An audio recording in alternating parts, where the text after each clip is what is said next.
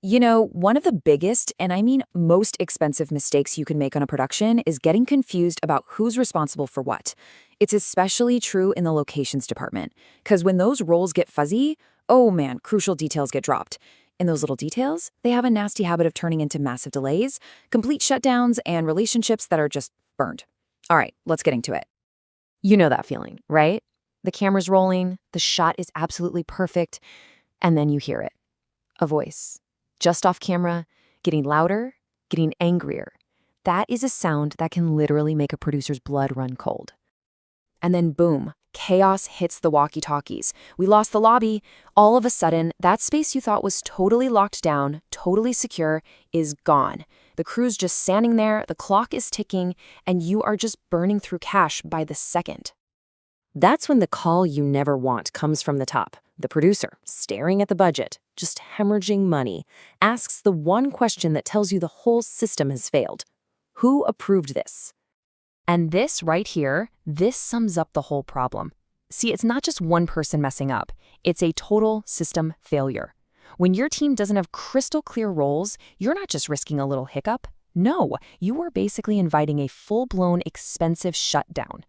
So, how in the world do we stop this from happening? Well, it all starts with understanding one simple, fundamental principle.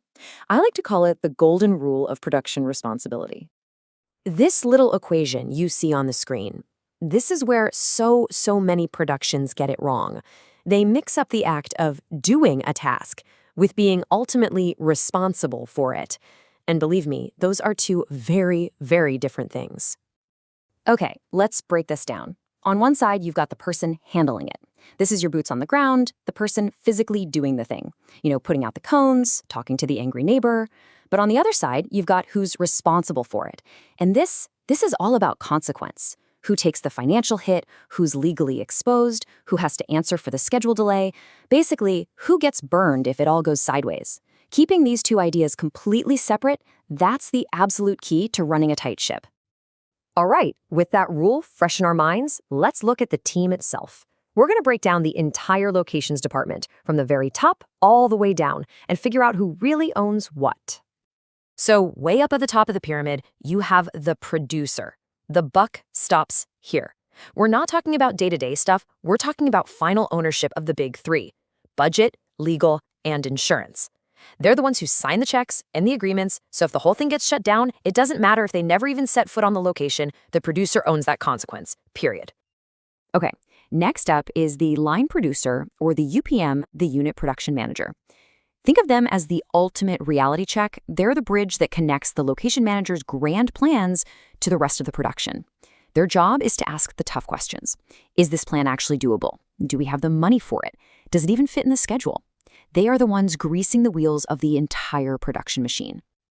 And now, the captain of the locations ship, the location manager, or LM. This is the person who runs the whole department. They're in charge of the strategy from the very first scout all the way to the final wrap-out. They're your lead negotiator with property owners and your main point of contact with the city. And let me tell you, this is critical.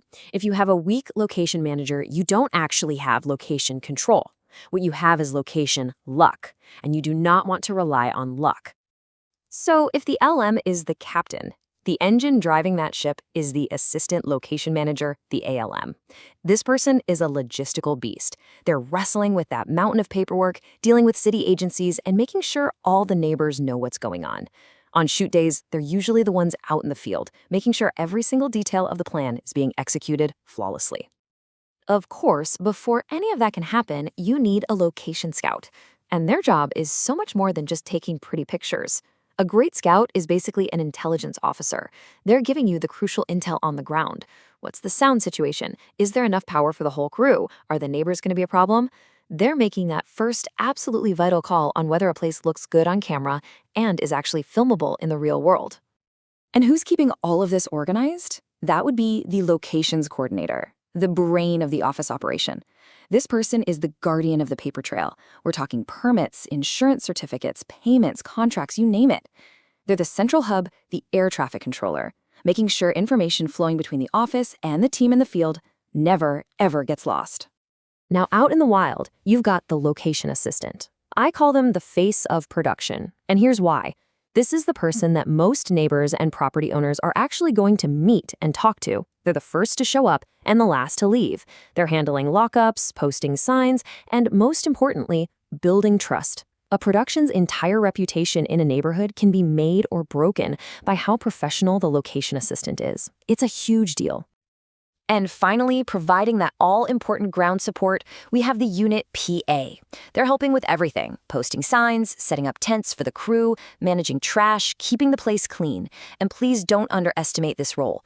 A great proactive unit PA prevents 1,000 tiny problems from ever growing into one giant, day-ending disaster. Okay, so we've got our team, everyone knows their lane, but how does this whole structure actually hold up when things go wrong? Let's run a little stress test, shall we? So here's the scenario. A neighbor is absolutely furious about the noise your crew is making, and they are threatening to call the cops and shut you down. Who does what? How does this well-oiled machine respond without just creating more chaos? Here's how a pro team handles it, like clockwork. Step 1, the location assistant, who's right there, de-escalates. They listen, they take notes, and above all, they stay respectful. Step 2, the ALM or LM steps in. They negotiate a solution and adjust the plan on set. Step 3, the UPM looks at the big picture. What's the impact on the schedule, on the budget? And finally, step 4, the producer makes the final call, signs off on any payment, and accepts the ultimate risk. See? Everyone acts within their defined role. No panic, just process. Okay, let's pull this all together. Why does getting this structure right matter so much? Because at the end of the day, this isn't just about getting through one shoot. It's about building your entire career. The big takeaway is really this simple. When everyone's roles are crystal clear, you get smoother days. You spend your time making a movie, not putting out fires. And over the long haul, that efficiency, that professionalism, that builds you a rock-solid reputation as someone who gets the job done right. Look, defining who does what is the first, absolutely essential step, but it's really only half the battle. So the question I want to leave you with is this. Now that everybody knows their job, how do you build a communication system that makes sure the paperwork, the approvals, and all the moving parts on the day never, ever fall through the cracks?